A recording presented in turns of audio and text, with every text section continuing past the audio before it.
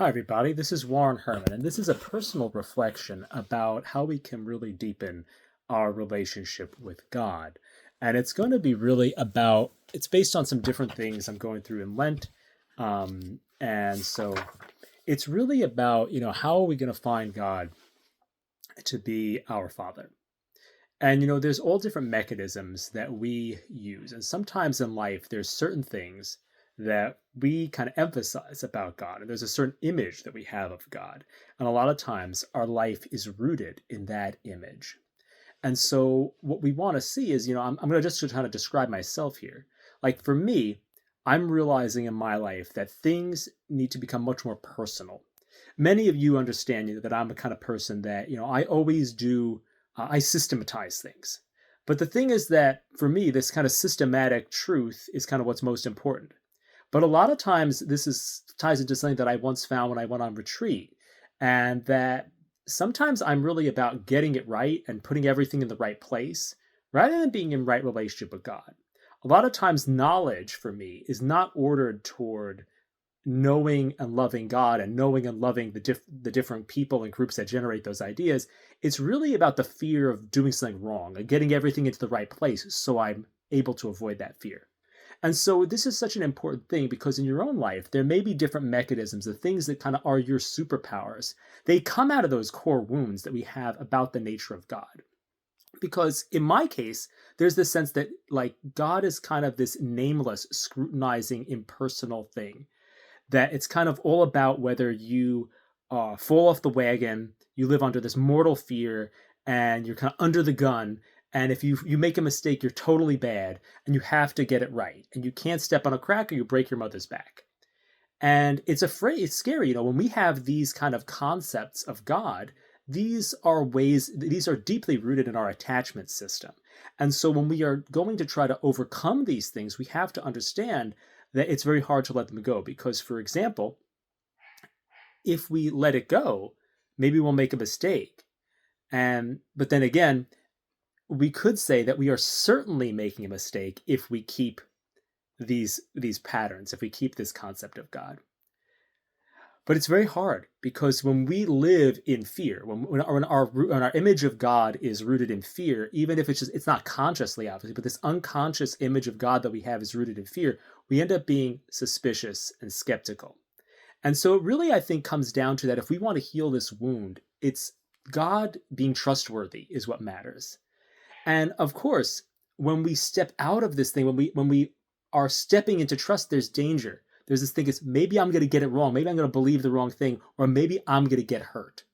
These are the different temptations that I think come into play when we're trying to rehabilitate that image of God in ourselves, because what happens is we might get it wrong. We might get hurt.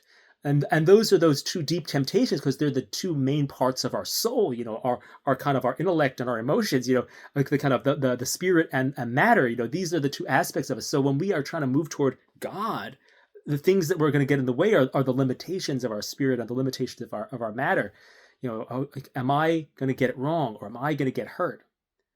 But and it doesn't mean ultimately that, hey, we have to get rid of every aspect of being afraid. We're allowed to be vigilant. We're allowed to be that, but we can't be hyper vigilant. We can't be living in hypotheticals and hyper vigilant things and being so afraid.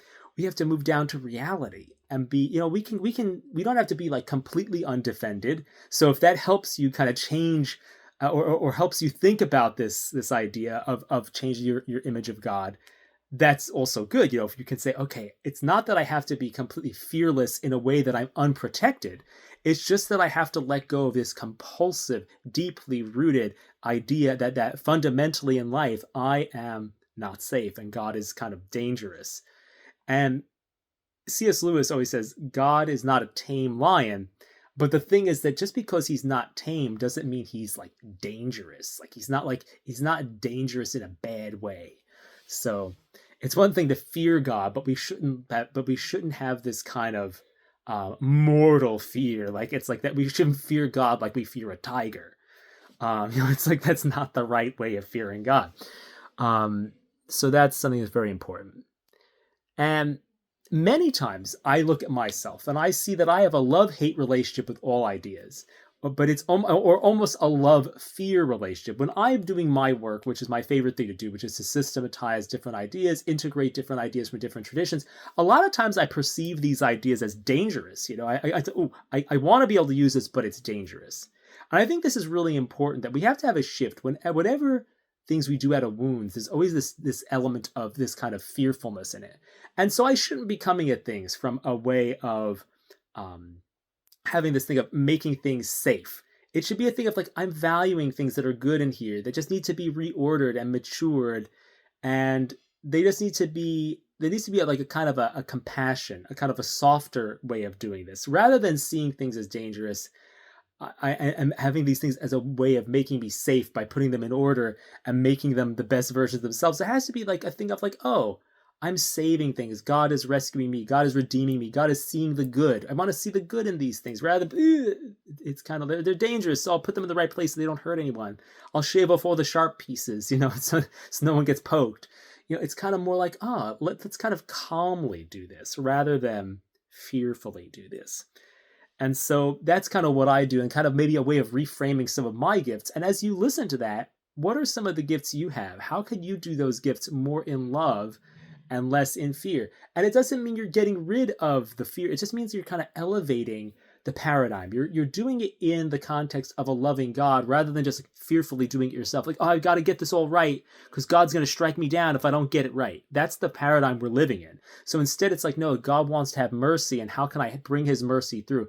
How can I bring his mercy into incomplete things by making them complete, rather than how can I make things right so he doesn't strike me down? Like that's kind of the shift, That's how we want to have a softer way of doing it. And you may have your own gifts. You're not going to have the same patterns that I have of doing things like that.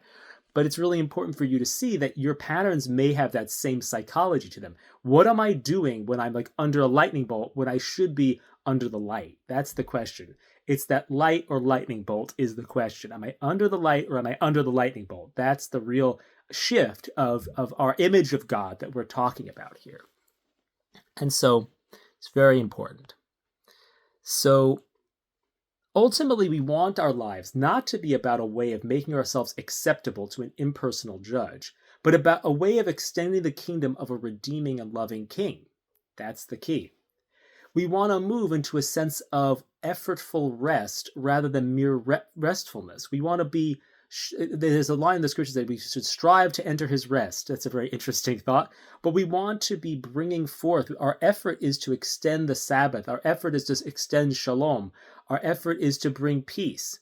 So it's kind of this balance rather than just this restlessness that we have when we are disconnected from a proper image of God. That's not the thing. So that's the problem. And I want to emphasize something really important.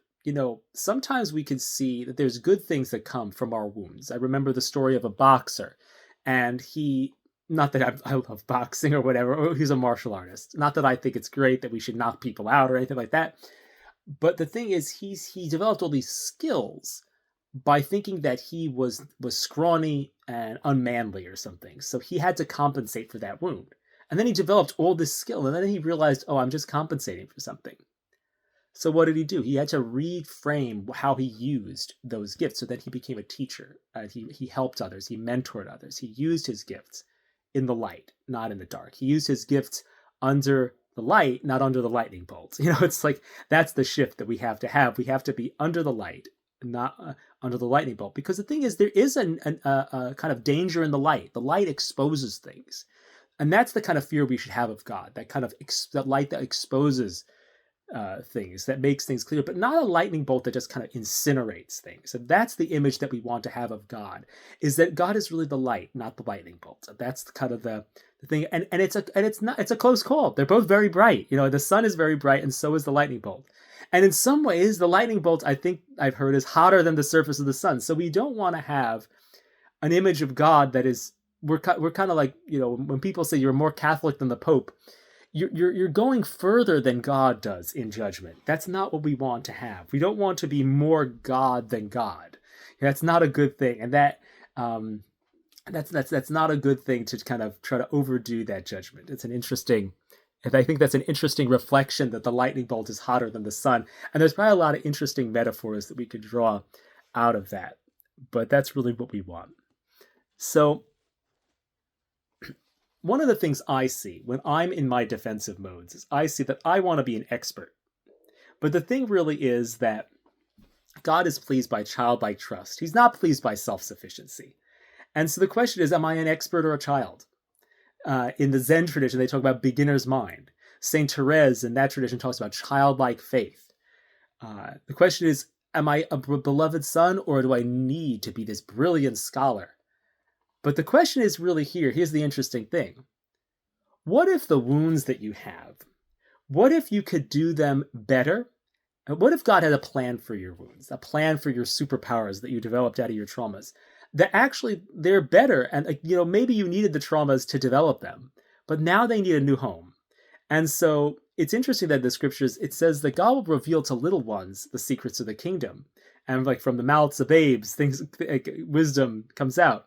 There's this sense in which maybe the actual way to be a brilliant scholar in my self-image expedition is really actually to be a beloved son, is to be a child. That's really the way to have wisdom, because God will reveal to little ones the secrets of the kingdom. So sometimes it's not so much that we give up on the things that we value. It's that we get them in God. It's just like the Garden of Eden. You are supposed to be like God, but you're supposed to eat the fruit at the right time and the right way. You're not supposed to take it on your own. And so it's very important. So am I grasping at systems trying to incorporate everything, or am I holding the hand of incarnate wisdom? That's the thing. And so how do we access this kind of healing? How do we come into this type of healing? I think it's by kneeling. Kneeling invites the healing through love. Faith invites grace through love. And of course, being blessed and feeling blessed are distinct. This doesn't mean that we always feel the blessing, but it means we think we always are blessed. But it's important to be able to access it. And I think it's really important because sometimes we can have this sense that God does not want to bless us. And I think that's because, again, we're inhabiting this level of we have to get everything right. And I want you to think now about a karate, a board that's used in karate. This is a really important thing because I feel like sometimes we focus on the board of our sins and we say that's the barrier. But God doesn't look at us that way. What God does is his love doesn't stop when I'm bad. He sees through to the misery beneath my mischief. He sees through to the wound beneath my sin. He's not responding to whether I'm worthy. He's responding to whether I'm wounded. He's not. That's God's, because God sees all. He's all seeing. His sight is not limited, so he strikes through. And so the thing is that God calls us. And of course, this doesn't mean that if we're obstinate in sin, that God does not have some sense in which he wants to punish us. But it's always an integrated response. It's not just like, hey, God hates you in a kind of human way. It's that God is always perfect. So it's like, so when he's punishing, it's making sense at every level.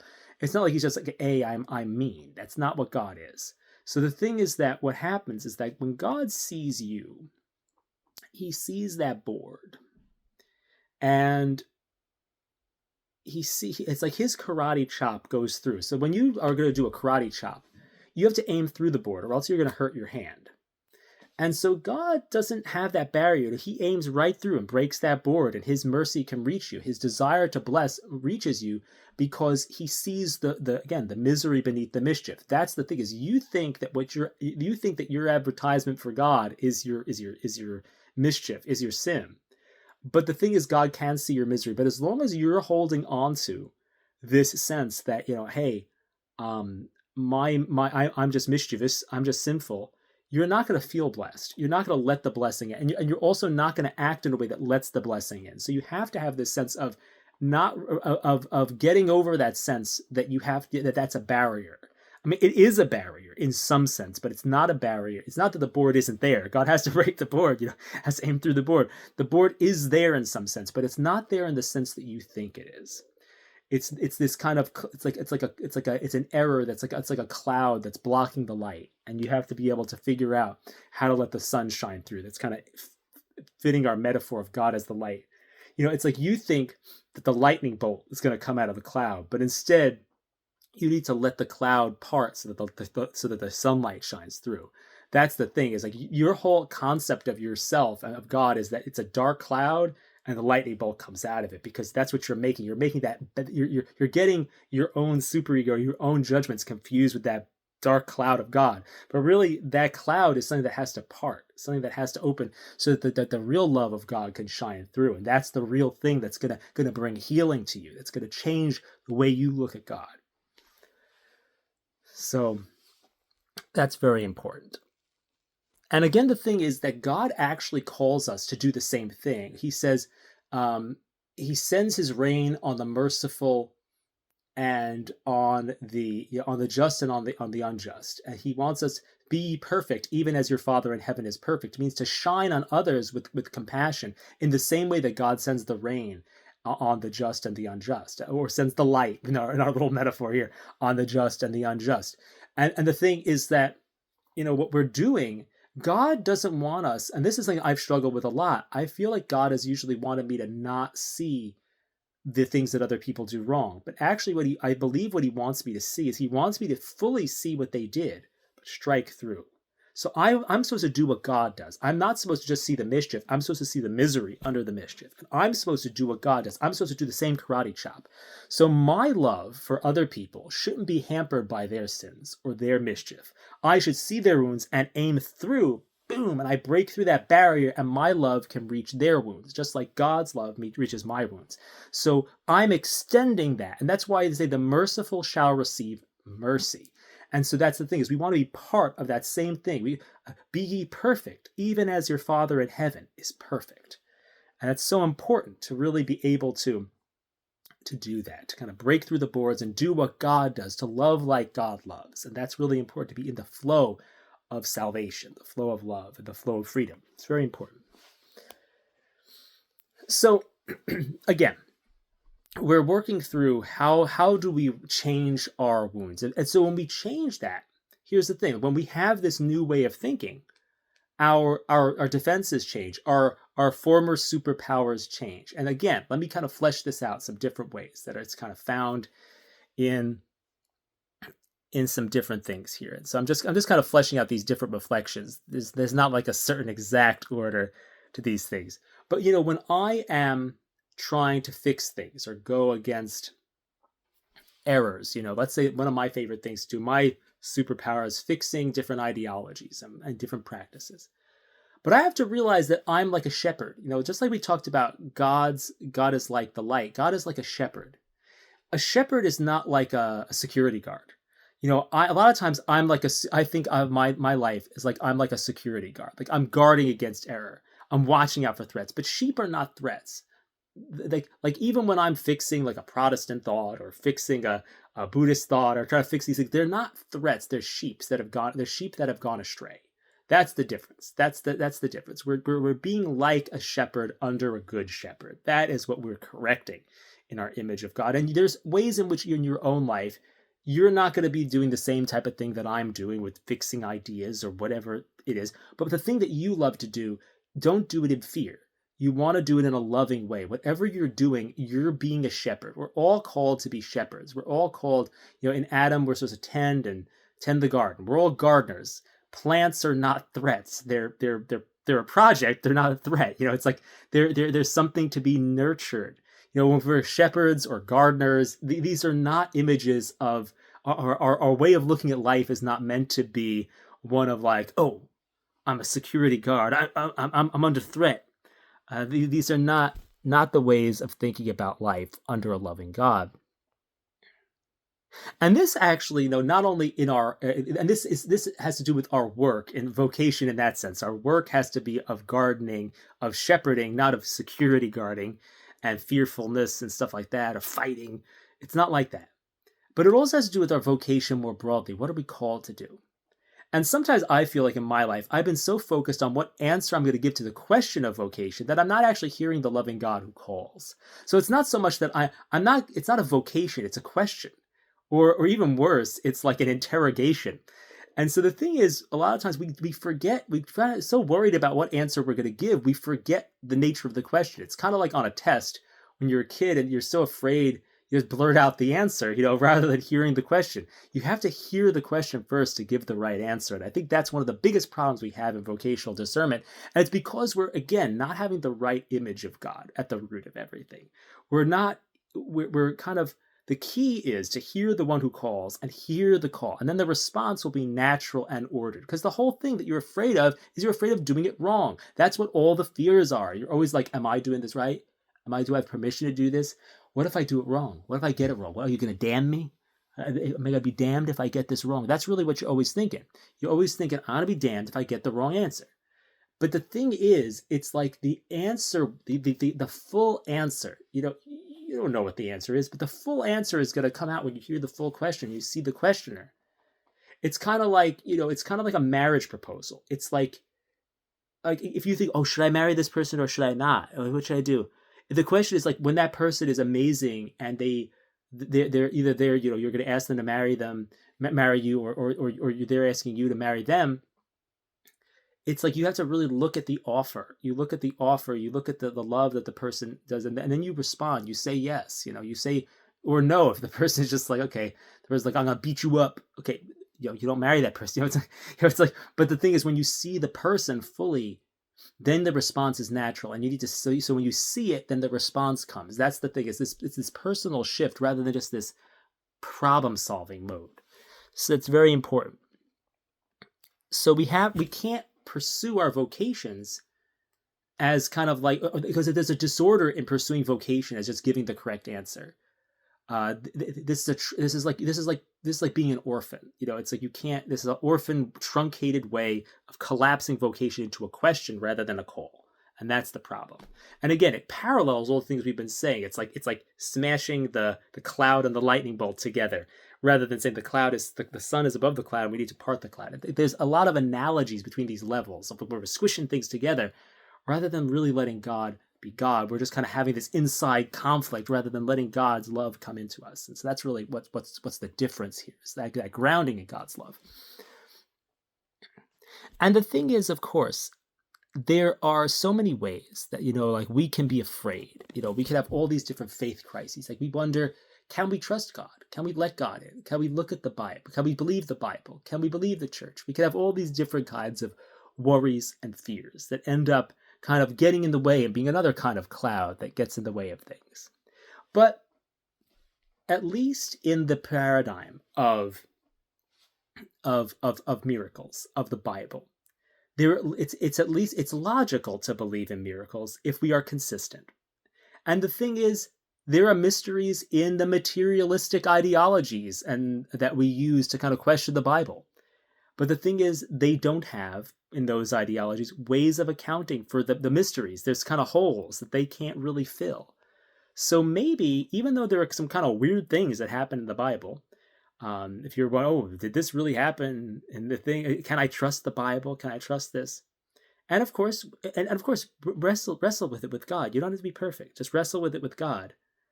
Let God speak into that, or imagine what would God say about that. You don't have to be. It's not in a weird way. You're not hearing voices or whatever. But if you think about it, at least the ideas in the Bible have the capacity for making sense of the mysteries. But the materialistic things you use to object to the Bible don't have ways to account. There's holes. At least in the Bible, there's light that can shine through those holes. It's like, or there's explanation there. So ultimately, it's really about working through our fears so we can trust God and let his love into our lives and change our lives in light of his love. So what does this have to do with the biggest questions of our salvation? A lot of times I always try to get this right too. And I try not to have a Protestant understanding. I want to have assurance of my salvation. I want to have trust in God, but I don't want to be Protestant. So I'm always cowering in fear, trying to get this right. But the thing is, one time I really came up with this thing I thought was helpful, thinking about dynamic versus static assurance. And the thing is, in Protestantism, there's a sense of which it's like an article of faith that you're going to go to heaven, and that's incorrect. So that's what I call static assurance. And dynamic assurance, I said, is permissible. Like we could say, okay, like if I love God and I repent, then God's going to forgive me. It's kind of dynamic, and that's okay, acceptable for Catholics. But a lot of times I'm just so afraid I'm getting this wrong. And I think sometimes out of not trying to like have this thing be static, I've had to put too much weight on my response in the dynamism of dynamic assurance. I really see now that the root must be God's gracious desire to bless, which moves us to kneel and receive blessings. And there must be a Trinitarian dynamism of mercy, trust, and grace. It has to be so there's like mercy, trust, and grace are like things that kind of work together. So like mercy is prior to trust, and trust is begotten by mercy, and then grace and salvation proceed from both as from one principle. That might be a way of saying it. I submit that to the correction of the church, but it's like a way of looking at a Trinitarian model of how salvation works. And I think the thing is, we have to move from this idea of trying to get everything right, from an idea of scrutiny to a reality of family. That's what we're looking for. We're looking for this thing of being at home rather than under a microscope lens, maybe being seen through a window rather than under a microscope. It's kind of that bend. I think it's almost like that bend. We want the light to shine through. It's almost like our image of God has to be like a window pane that lets the light shine through, rather than a magnifying glass that points it, that makes it like burn us up like an ant. And that's really another way of thinking about this shift in our image of God. So, and I think another way of saying it is that we're always so focused on our goodness, and the healing that we're looking for is about his goodness. His righteousness, not our righteousness, needs to be the focus. His goodness, not our goodness. He is perfect and patient, and he expects, perfect charity and perfect contrition, meaning not that we have to do it perfectly right, but that it has to be ordered toward him. It has to be ordered toward him. It has to be ordered toward love, not just attrition, or not just, not just love for our own sake. It has to be ordered. Like he really wants order. It's not that he wants us to get ourselves in order. It's just that he wants our loves to be ordered toward him. That's so important. That's such a shift. It's a shift of like this vertical. We think we have to do this horizontal ordering of everything, but we have to get things right in a vertical order. And then there might be some horizontal ordering, and any horizontal ordering we do has to be submitted to that vertical ordering. And so again, it's his goodness. We have to see how good he is, not try to be good so that we kind of make it so that we're safe under an ambiguous God. We have to see that he is always good and perfect and righteous, rather than I gotta get it right or he's gonna kill me. It's that he is perfect and patient, and he expects a perfect patience from us, a patience that is rooted in love of him and neighbor, and a penitence that is rooted in love of him and neighbor. He's not a proctor who's looking at our performance. That's the difference. It's participation in his love. It's partaking in his love, not performing so that we will be loved. It's partake and participate, not perform. It's kind of partaking and participating, not just a performing to earn it. So it's very important. And again, that's the thing. It's like, and this comes down to the way that I do things in life. I'm old. My love language is my approval language is to make order of everything. That's the goal, is to order everything. And that has to be a much more orderly way of doing that. And so we have to understand that we have to switch to an ordered understanding of love, so that we do all of the things that we do under the love of God, rather than a disordered fear of God. So hopefully this video has been helpful in examining the roots of changing our image of God and how this interplays with our different wounds and the ways that we live, and the ways we can redeem and rehome the gifts that have grown in under the lightning bolt, so that they could be used in the light.